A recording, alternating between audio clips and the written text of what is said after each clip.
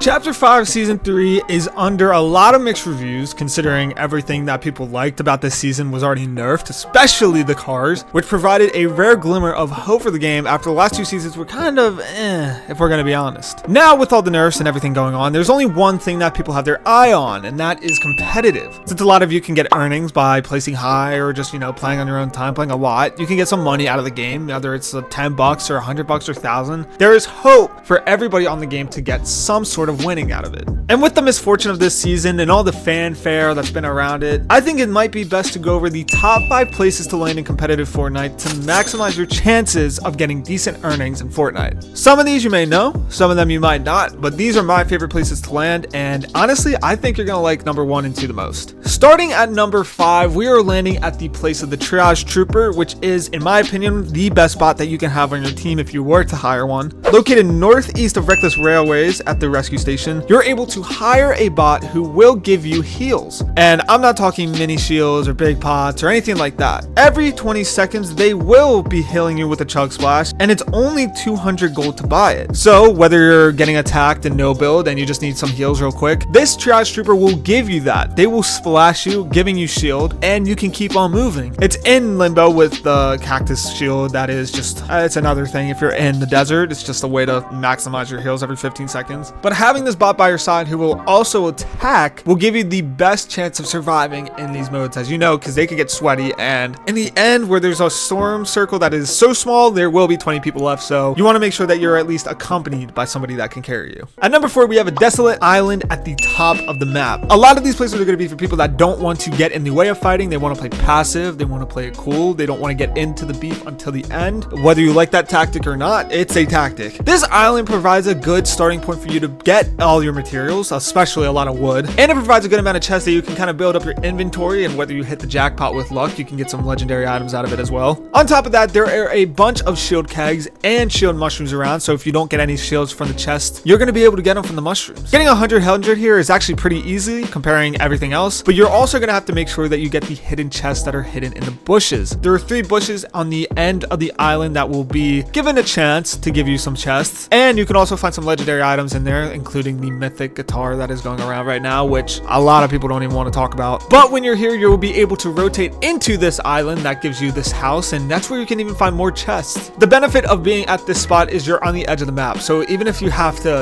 dip out somewhere quick, you can jump straight into the water, swim out, and get to safety behind the rocks, because the water buffer is actually huge. So if you somehow get lucky with the storm being over the water somehow, and you just really want to camp, you're going to be able to do it on this side of the map. And honestly, that might be a tactic for some of you, because I'd be killing y'all too easily. Number 3, we have the shipping container boat behind Mount Olympus. Now, this is like the last one, in a desolate area. You're in the water, you don't have to worry about a lot, but the surrounding areas is what makes this place a lot better. On the boat, obviously, you're going to have 3 to 4 chests, and you're going to be able to build up your inventory a little bit, hopefully get some shield, hopefully get a good shotgun and all that you can survive at least the beginning. The beauty of this, though, is that it can also be used for duos or even trios or squads, because on the shipping container, there are 2 slurp trucks, which will give you 100 shield, and if you're taking damage, you can blast the other one and get you up to 100 as well. With that, if you're even getting attacked on this, if other people are there, you will be able to get other shield, because there are a bunch of shield cakes throughout it, and the ammo crates, which will give you some extra ammo, because it's not that big of a boat. However, you can rotate either behind the mountain or go up the hill to a little hut at the top of the mountain, or you can go and get to the top of Mount Olympus where the statue is, find some more chests there, and rotate down or stay on the high ground depending on where the storm is. Here you can also find some launch pads, which is very good, and you can also go down to Mount Olympus where you can get the G-Wagon, as I like to call it, and mod that out not far away so you can just,